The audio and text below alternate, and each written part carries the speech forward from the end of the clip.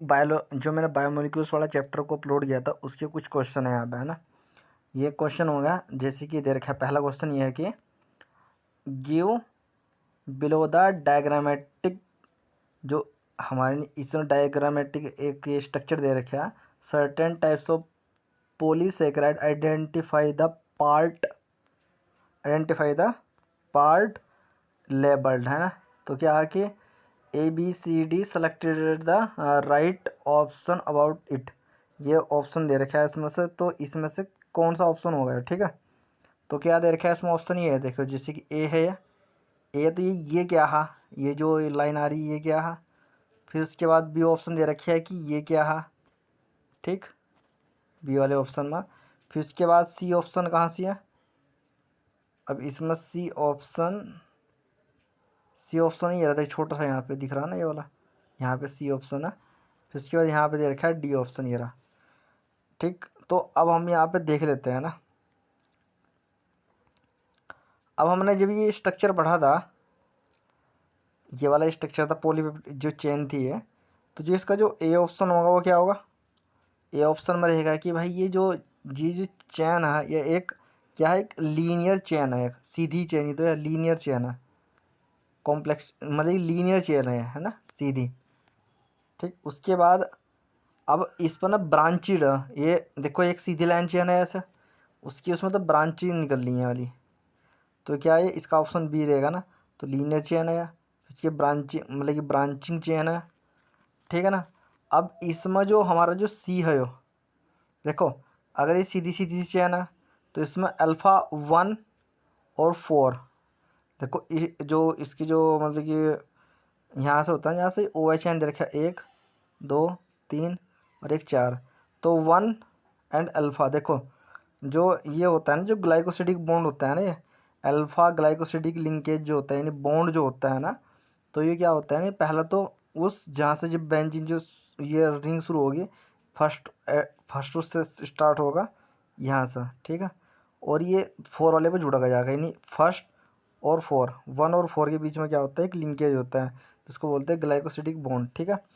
अब जब ये डी वाला जो चैन है, यहाँ पे क्वेश्चन ये आएगा भाई, इंपॉर्टेंट जो क्वेश्चन है इसका, यहाँ से जैसे कि डी वाला ऑप्शन है, जब उसमें से एक चेन बाहर निकलती है ना, तो क्या हो जाता है 1 और 6 हो जाता है ना। तो किसका स्ट्रक्चर होता है, वो होता है हमारे ग्लूकोज वाला स्ट्रक्चर, कॉम्प्लेक्स स्ट्रक्चर हो जाता है। तो क्या होगा, ये हो जाएगा 1,6 ग्लाइकोसिडिक लिंकेज, ठीक है ना। तो इसका आंसर होगा बी।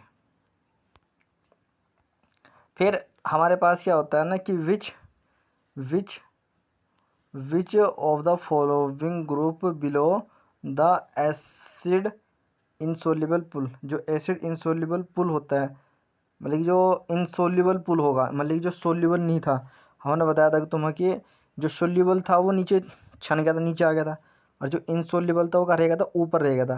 और जो ऊपर रहेगा था वो क्या था, मैक्रो था, मैक्रो मोलिक्यूल्स थे ना।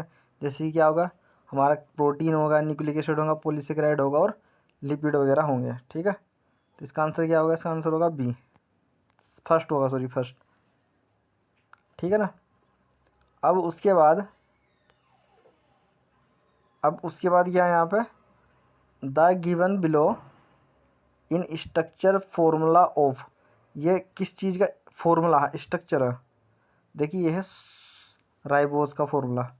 किसका फॉर्मूला है, राइबोज का। क्यों राइबोज का फॉर्मूला भाई, 1 2 3 4 और एक 5, इसमें शुगर में कितनी होती है, मतलब कि जो राइबोज होता है उसमें कितनी कितनी कार्बन होती है, 5 कार्बन नहीं, 5 कार्बन होते हैं उसमें, ठीक है। फिर उसके बाद क्या देखें यहाँ पे, which statement is wrong about enzyme, enzymes के आधार पर कौन सा रॉन्ग है, मतलब, है ना। अब जब हमने एंजाइम्स पढ़ रहे थे हम, तो एंजाइम हमने सब चीज़ उसको डिस्कस किया था। तो क्या था, जो गलत हमें गलत देखना है यहाँ पर, तो गलत क्या होगा इसका, पहले हम देख लेते हैं कि इसमें सही ऑप्शन क्या, मतलब कि इसका गलत ऑप्शन क्या रहेगा। Most enzyme are a proteinaceous although some are RNA molecules, जो एंजाइम्स होते हैं ना वो प्रोटीनेशियस होते हैं ना, प्रोटीन के बने होते हैं ना। ये बात तो बिल्कुल सही थी।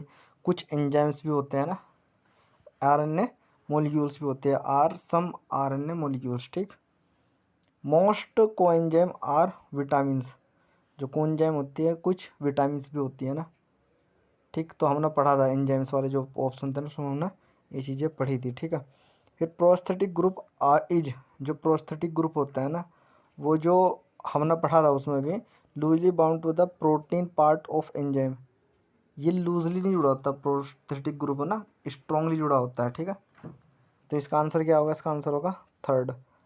ए competitive enzymes inhibitor, enzyme inhibitor alter the K M but does not alter the V max. यानी जो प्रोस्थेटिक ग्रुप होता है ना, वो क्या काम करता है? उसने कहा कि जो प्रोस्थेटिक कॉम्पिटिटिव इनहिबिटर जो होते हैं ना, कॉम्पिटिटिव इनहिबिटर एंजाइम्स, वे क्या करते हैं, जो उसकी वैल्यू होती है ना, के एम की वैल्यू को तो अल्टर यानी चेंज कर देते हैं, लेकिन वो वी मैक्स की वैल्यू को चेंज नहीं कर पाते हैं। तो ये बात सही है ना, हमें लेकिन आंसर गलत ढूंढना था। जो प्रोस्थेटिक ग्रुप होता है ना, वो क्या काम करता है, वो प्रोटीन से अच्छे से जुड़ता है वो, ठीक है, मतलब कि स्ट्रांगली जुड़ता है। अब मैक्रोमोलिक्यूल्स इज सेल इंक्लूड, मतलब कि जो मैक्रोमोलिक्यूल्स होते हैं ना, वे इंक्लूड मतलब कि किसको छोड़कर नहीं होते हैं ना, तो क्या होता है वो? उसका आंसर होता है हमारा क्या? न्यूक्लियोइड, न्यूक्लियोटाइड्स, ठीक है। क्योंकि उसमें आर एन उसमें डीएनए भी होगा, उसमें क्या होगा, उसके अंदर डीएनए भी होगा, उसके अंदर आरएनए भी होगा, उसका डीएनए भी होगा, उसके अंदर आरएनए भी होगा, उसके अंदर प्रोटीन भी होगा, लेकिन न्यूक्लियोटाइड उसके अंदर नहीं होता, क्योंकि न्यूक्लियोटाइड सा बनते हैं, मतलब है। फिर उसके बाद कहते हैं primary structure of the protein due to, किसके आधार पर प्राइमरी स्ट्रक्चर होता है? तो होता है पेप्टाइड बॉन्ड के आधार पर, क्योंकि उसके अंदर पेप्टाइड लिंकेज होते हैं ना, CO और NH के बीच में। हमने बताया था कि CO और NH के बीच में क्या बनता है? ये वाला बॉन्ड बनता है पेप्टाइड बॉन्ड, बताया था ना, पेप्टाइड बॉन्ड बनता है। उसके बाद वैक्स, वैक्स क्या होता है? वैक्स होता क्या है भाई? वैक्स मतलब कि होता है ester of long chain alcohol and saturated fatty acid, wax होता है वो, ठीक। उसको क्या बोलते हैं? वैक्स बोल देते हैं। तो इसको तो याद रखना ही रखना भाई, ठीक है। अब यहाँ पे आगे ये स्ट्रक्चर आ गया एंजाइम्स रिलिंग का स्ट्रक्चर पूरा पूरा। इसमें ABC इस रिस्पेक्टिवली है क्या? एक देखो, ए तो हो वो नॉर्मल वाला स्ट्रक्चर है, ए वाला तो क्या है? नॉर्मल वाला स्ट्रक्चर है, ठीक है ना। उसके बाद जो बी वाला वो क्या है? वो हो हमारा कॉम्पिटिटिव इनहिबिटर है। क्यों भाई कॉम्पिटिटिव इनहिबिटर? हमें पता है कि वी मैक्स कंपटीशन के वजह से ना, जो वी मैक्स होते हैं, वी मैक्स होता है ना, वो क्या हो जाता है? भाई वी मैक्स तो भाई मतलब कि अनचेंज्ड है ना, लेकिन जो के मैक्स है उसकी वैल्यू अल्टर्ड हो जाती है ना, मतलब कि चेंज हो जाती है ना। तो और ये जो सी ऑप्शन है वो क्या है? नॉन कॉम्पिटिटर्स, उसके अंदर कोई कंपटीशन नहीं है। The activity of an enzymes can be affected by a change in the condition which can alter the tertiary, मतलब कि इसके क्वेश्चन नंबर 9 है, क्वेश्चन नंबर 9 का ये कह रहा है कि the activity of the enzyme की जो activity affect by a change in condition, किस कंडीशन के आधार पर एक्टिविटी ऑफ एंजाइम चेंज होती है, which can be altered the, तो किस आधार मतलब कि किस कंडीशन में चेंज हो सकती हैं? जब वो टर्सरी स्ट्रक्चर हो सकता है ना, tertiary structure of protein, primary में नहीं चेंज हो सकती है। Molecular weight of the enzyme ऐसा कुछ नहीं है, लेकिन टर्सरी में क्या होता है, उसमें के अंदर काफ़ी सारे बॉन्ड वगैरह जुड़े होते हैं, सल्फाइड भी होता है उसके अंदर, काफ़ी सारे बॉन्ड होते हैं उसके अंदर, तो इसलिए उसके अंदर मतलब कि चेंज होने का चांसेस ज़्यादा होते हैं ना। फिर बोला कि in which one of the following enzymes copper is necessary associate as a cofactor, मतलब कि वह कौन सा एंजाइम है जो कॉपर नेसेसरी, जिसके अंदर कॉपर होना ही होना चाहिए ना, तो वो कौन सा? टायरोसिन, उसके अंदर क्या होता है? टायरोसिन उसमें ना, ठीक। तो copper is a necessary associate as a cofactor, cofactor के साथ एसोसिएट होता है, जुड़ता है, तो कौन सा मतलब कि एंजाइम्स होता है टायरोसिन, ठीक है। उसके बाद 11 क्वेश्चन है, लिस्ट ऑफ डिफरेंट मेटाबोलाइट। यहाँ पे डिफरेंट मेटाबोलाइट दे रखे हैं। हमने मेटाबोलाइट पढ़े थे, प्राइमरी और सेकेंडरी मेटाबोलाइट पढ़े थे ना।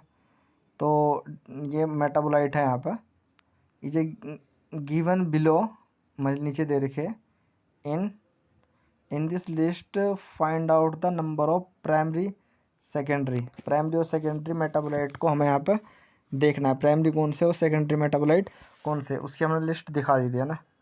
तो इसमें metabolite respectively choose the correct option, सही ऑप्शन चुनना हमको। इसमें एल्कलॉइड भी क्या होता है, मतलब कि जो सेकेंडरी मेटाबोलाइट होता है वो होता है। फिर एब्रीन हो गया, राइसिन हो गया, ये भी दोनों क्या होते हैं, सेकेंडरी मेटाबोलाइट होते हैं। 3 तो ये हो गए। फिर कैरोटेनॉइड्स, अमीनो एसिड्स हो गया, ग्लूकोज हो गया, फ्रक्टोज, फैटी एसिड हो गया, थायमिन, यूरेसिल, लैक्टिन ड्रग्स। देखो लैक्टिन भी सेकेंडरी मेटाबोलाइट होता है। 3 मेरे, 1 गया, 4 हो गया। फिर उसके बाद जो हमारा हाँ कैरोटेनॉइड्स भी हमारा वही होता है, सेकेंडरी मेटाबोलाइट होता है। तो 3 ये रहे, एक यहाँ पे लैक्टिक एसिड हो गया, सॉरी लैक्टिन हो गई, 4 हो गया, और एक यहाँ पे कैरोटेनॉइड हो गया, 5। उसके बाद लास्ट का ऑप्शन होगा इसमें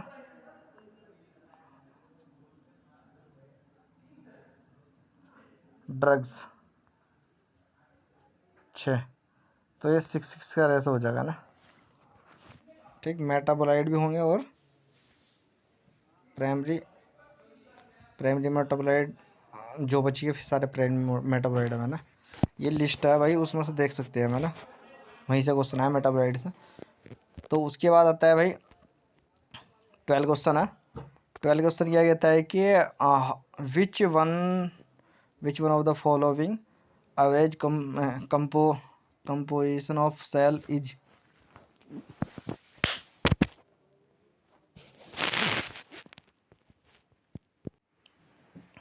तो 12 क्वेश्चन कौन सा है, 1 मिनट में क्वेश्चन ही हो सकता है ना आराम से।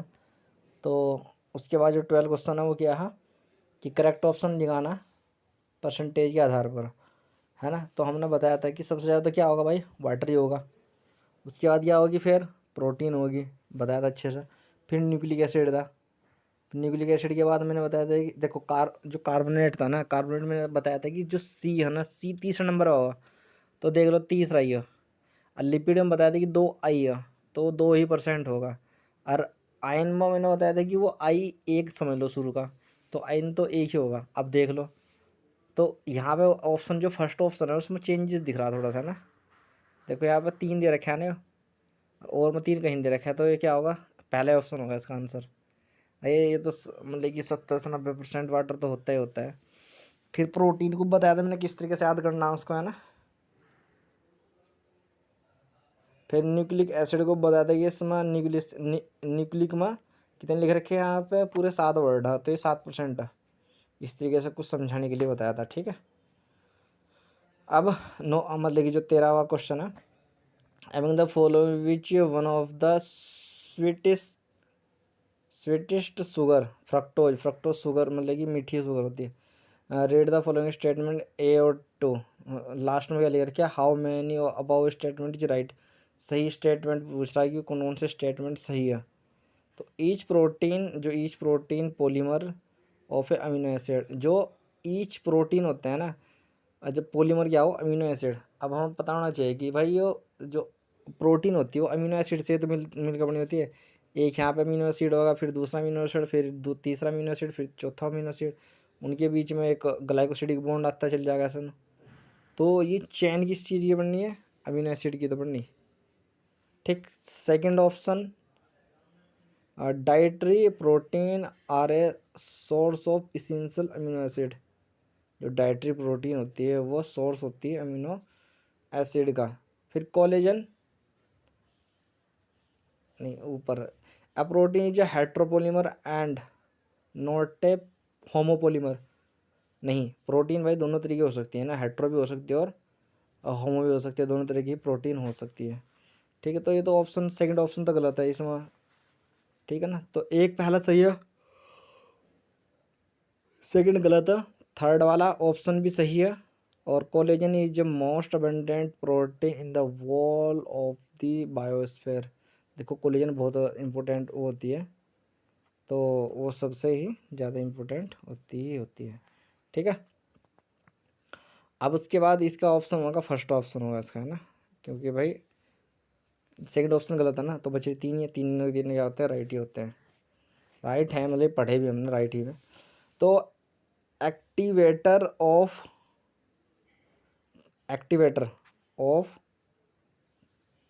कार्बोक्सीपेप्टाइडेज, जो कार्बोक्सीपेप्टाइडेज होता है उसका एक्टिवेटर कौन है, होता है zinc.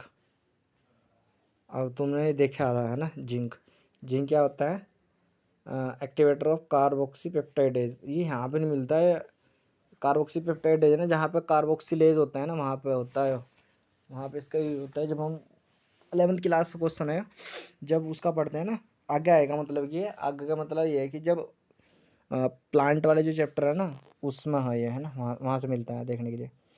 NAD and NADP contain क्या रखते हैं हमें, है ना, नियासिन एंड नियासिन रिस्पेक्टिवली। ठीक है, आंसर 4 इसका, ठीक है, 16 का। फिर इसके apo enzyme is protein. Apo enzyme क्या होता है, वो होती है एक प्रोटीन ही होती है एपो एंजाइम। ठीक है, फिर which following AD correctly respected structure form of the basis amino acid. Amino acid के आधार पर सो जो स्ट्रक्चर इम्पोर्टेंट है वो कौन सा रहा, बेसिक अमीनो एसिड। बेसिक और अमीनो भी और एसिड भी है। देखो बेसिक अमीनो एसिड का मतलब ये होगा उसके अंदर बेस भी होना चाहिए और उसके अंदर एमीन्स भी होनी चाहिए ना। अब देख लो यहाँ पर, ये इसमें एमीन है, यहाँ से यहाँ भी एमीन है और एसिडिक भी हो, तो बेसिडिक अमीनो एसिड, यानी सर देख के बताना ना, डी होगा इसका answer. Which of the 1900 question है, which of the following act as the cofactor for the proteolytic enzyme carboxypeptidase. वो है कार्बोक्सीपेप्टाइड, जिंक आ गया ऊपर।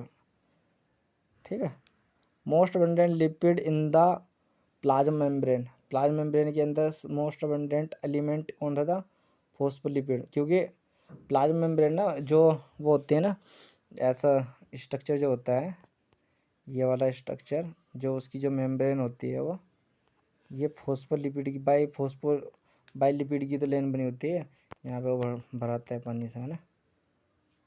तो ठीक है ना, तो इसका आंसर क्या होगा, फॉस्फोलिपिड। 99% नहीं 98% of living organism formed of the 6 element carbon, hydrogen, nitrogen, oxygen and 98%। तो कौन से एलिमेंट है लिविंग ऑर्गेनिज्म, फिर फॉस्फोरस और क्या सल्फर ही आएंगे, क्योंकि फॉस्फोरस क्या होता है, प्लाज्मा मेम्ब्रेन के अंदर पाया जाता है ना। ठीक, प्लाज्मा मेम्ब्रेन के अंदर फॉस्फेट ग्रुप तो होगा ही ना, फॉस्फोरस, तो इसलिए इम्पोर्टेंट आंसर रहेगा यही वाला इसका, डी। क्योंकि सल्फर भी बहुत इम्पोर्टेंट होता है। अब क्योंकि जो फॉस्फोरस होता है ना वो तो उसमें पाया जाता है ना, DNA की जो बैकबोन होती है वहाँ पे पाया जाता है। Which of the following is a secondary metabolite as well as drugs. देखो जो सेकेंडरी मेटाबोलाइट है वो भी है, वो खासकर वो, फिर उसके बाद वो भी है, मतलब मेडिसिन भी है। तो विन ब्लास्टिन क्या होती है, एक तरीके से मेडिसिन भी है, ड्रग्स भी है और मेटाबोलाइट भी है। Which of the following is mismatched, जो मिसमैच्ड गलत है वो। सेलुलोज क्या होता है ना, हेट्रो पॉलीसेकेराइड होता है सेलुलोज। मिसमैच्ड ढूंढना में गलत है जो। काइटिन पॉलीमर ऑफ द ग्लूकोसेमाइन, या फिर glycogen polymer of glucose. Yes, glycogen is polymer of glucose का ही तो होगा ग्लाइकोजन। प्लस इंसुलिन तो होमोपोलीसेकेराइड हो, ठीक है। काइटिन क्या होते हैं, पॉलीमर ऑफ ग्लूकोसेमाइन, बिल्कुल ये भी ठीक है। तो बचा क्या, जो सेलुलोज होता है ना वो होमोपोलीमर होता है, ना कि हेट्रोपोलीमर, हेट्रोपोलीमरेज। ठीक है, ठीक, समझ में आ गया ना ये बात।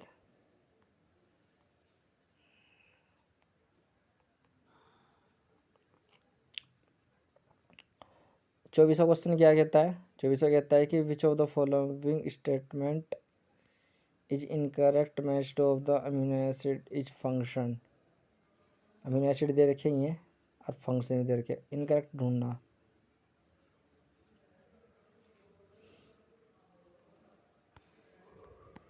क्या भाई है अमीनो एसिड?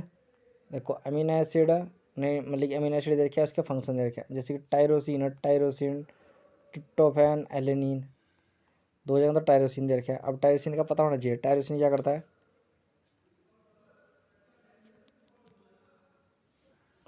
टायरोसिन क्या होता है ना, form hormones thyroxine and adrenaline. Tyrosine का तो काम है ही है भाई।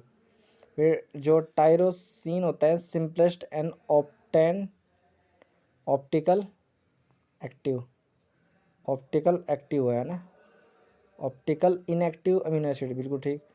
फिर नहीं, गलत है वो तो यार, हम मतलब कि हम सर इनकरेक्ट ढूंढना ना, हमें ढूंढना है इनकरेक्ट, हमें इनकरेक्ट ढूंढना। तो ये ऑप्शन सही है, हमें इनकरेक्ट ढूंढना, लेकिन गलत ऑप्शन क्या है इसमें, जो गलत मैचिंग की हुआ है। तो एलेनिन स्किन पिगमेंट मिलेनिन, तो ये गलत ऑप्शन है। ठीक है,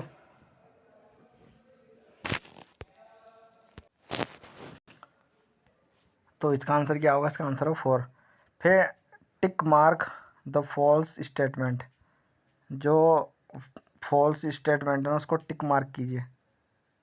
अल्फा लास्ट का जो पहला फर्स्ट ऑप्शन है, हम गलत को ढूंढना। आर्टिफिशियल जो सिल्क है ना, और फिर पॉलीसेकेराइड, ये तो राइट आंसर है भाई। नेचुरल सिल्क ऑफ प्रोटीन, ये भी सही ऑप्शन है। Collagen protein form intercellular ground substance, ये भी ठीक है। Alpha helix are the tertiary level protein structure, जो अल्फा हेलिक्स होता है वो tertiary, alpha helix secondary structure है, तो ये तो गलत है भाई, ऑप्शन 4 वाला गलत है। क्योंकि ये क्या कौन सा होता है भाई? अल्फा हेलिक्स पढ़ा ना हमने, अल्फा हेलिक्स क्या होता है? अल्फा हेलिक्स होता है भाई हमारा,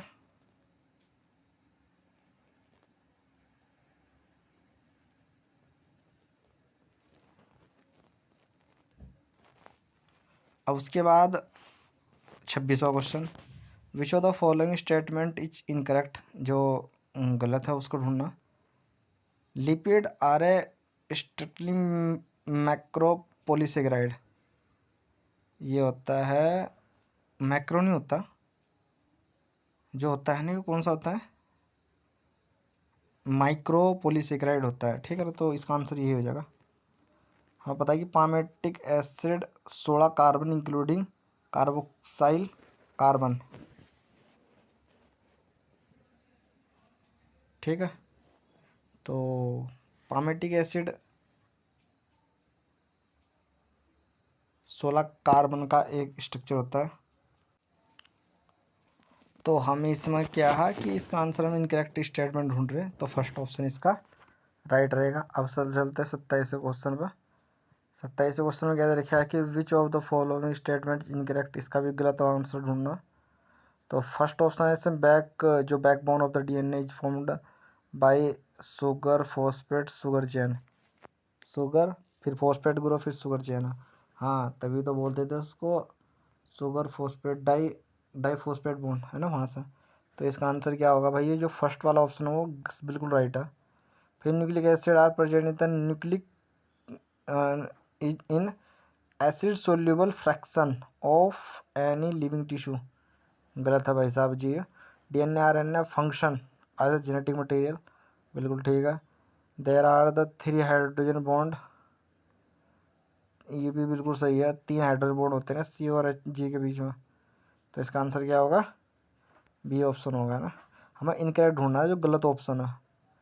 तो जो इनुलिन थी is a polymer of fructose का पॉलीमर होता है इनुलिन, पता होना चाहिए क्या होता है, फ्रक्टोज का पॉलीमर होता है ना। ठीक, तो जो इनुलिन जो होता है ना, वो क्या होता है, फ्रक्टोज का पॉलीमर होता है। फिर उसके बाद जो ये है ना, जो tightly attached organic group with the apoenzymes is called, क्या बोलते हैं उसको, प्रोस्थेटिक ग्रुप। यही तो पूछ रहा था मैं, प्रोस्थेटिक ग्रुप। प्रोस्थेटिक ग्रुप क्या होता है, एक मतलब कि एक मतलब कि बहुत ज़्यादा अच्छे सा टाइटली अटैच्ड होता है ना। फिर फाइंड आउट द ज्यूट्राइन। ज्यूट्राइन को क्या बोलते हैं हम पता है कि ज्यूट्राइन जिसके अंदर दोनों कार्बन नहीं, जो एसिडिक ग्रुप है और जो OH आयन ग्रुप है वो क्या होना चाहिए, एसिडिक ग्रुप और OH आयन क्या होना चाहिए, आयन में होना चाहिए। जैसे कि यहाँ पे इस वाले पोजीशन में, इसमें पोजीशन में नहीं है, तो इसलिए ये आंसर नहीं होने का। तो इसका आंसर क्या होगा, इसका फर्स्ट होगा आंसर। फिर इसके बाद कुछ क्वेश्चन ऐसे होना है एकदम हो जाते हैं।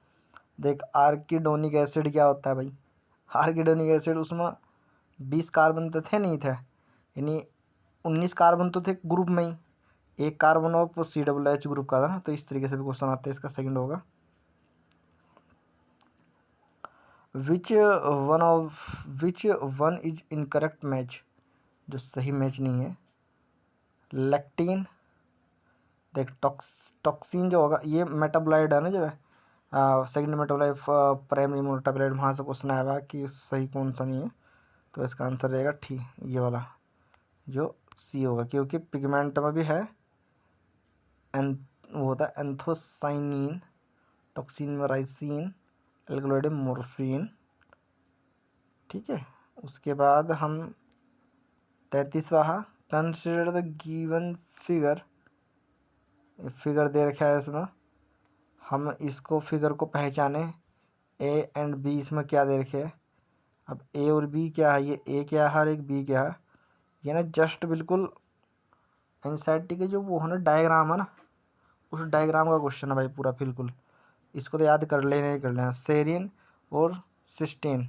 ठीक, एनसीईआरटी का क्वेश्चन है उसके, उस बिल्कुल एकदम। विच 34वां क्वेश्चन क्या आंसर क्या, विच one of the following information is true about given structure. इस स्ट्रक्चर के आधार पर इंफॉर्मेशन क्या सही इंफॉर्मेशन है। तो सही इंफॉर्मेशन क्या होगी, it is an Aldo pentose sugar. क्या ये पेंटोज शुगर दिख रही है, बिल्कुल। फिर इज डी राइबोज, क्या ये डी राइबोज है, बिल्कुल। फिर इसके बाद रिड्यूसिंग शुगर है, बिल्कुल। फिर इसके बाद ये सारे ये इसका आंसर है ना। अब ये रिड्यूसिंग क्या होता है, डी फॉर्म क्या होती है, जब हम केमिस्ट्री पढ़ाएंगे ना, तो केमिस्ट्री में इसके स्ट्रक्चर को अच्छे से समझा दिया जाएगा, है ना।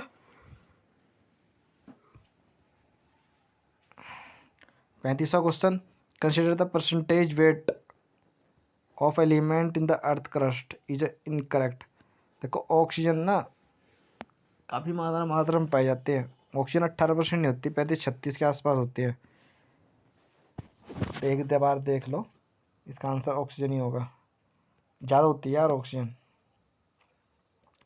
उसने गलत कहा, इनकरेक्ट ऑप्शन। ये ध्यान रखना कि उसने क्या कहा, इनकरेक्ट ऑप्शन कहा। तो 36वां क्वेश्चन क्या, identify molecules A and B so in the following select option. A और बी में दे रखा है, ये स्ट्रक्चर पूछना चाह रही है, ये स्ट्रक्चर है कौन सा। हमें बताया था कि जो छोटा स्ट्रक्चर होता है ना, वो होता है हमारा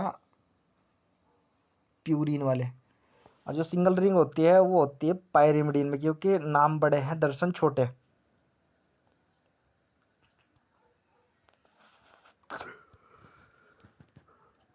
अब माय मोलिक्यूल्स कौन सा होगा, अब मोलिक्यूल्स ए क्या है और बी क्या है। तो इसका आंसर होगा ए तो हो एडिनिन,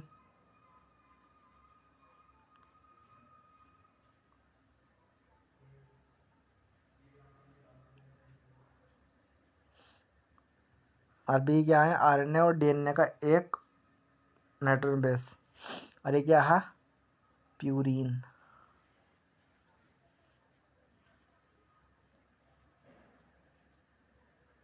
विच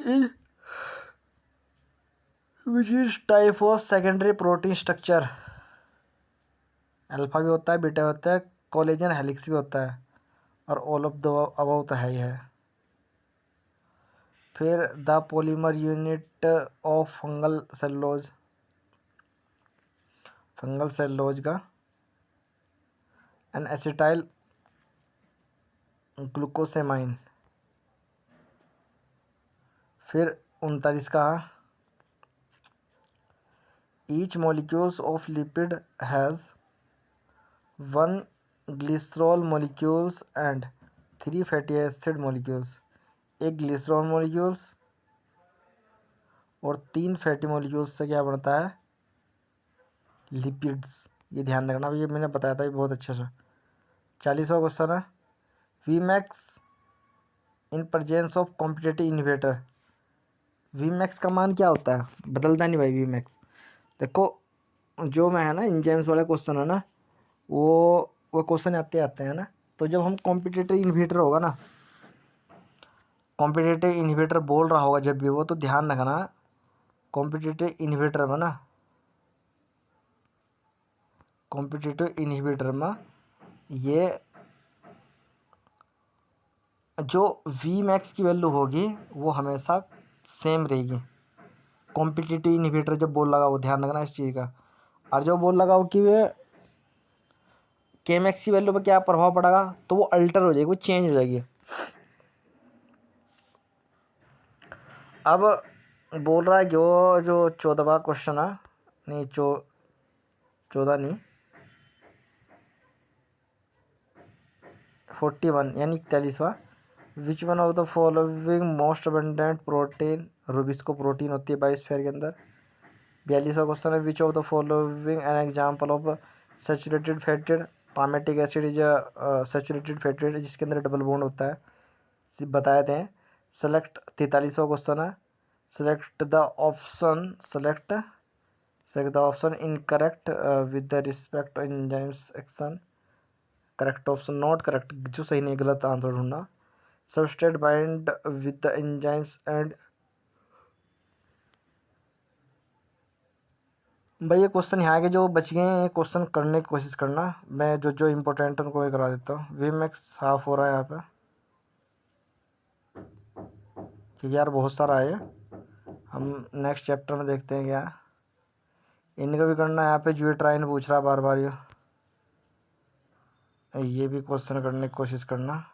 जहाँ जहाँ रेड दे रखा है रेड क्वेश्चन वो, क्योंकि लेक्चर लंबा ज़्यादा हो गया। रेड आंसर राइट है मतलब, है ना। इसको अच्छे से कोशिश करना करने की। देखो यहाँ पे GLUT4 का भी आंसर आ गया है।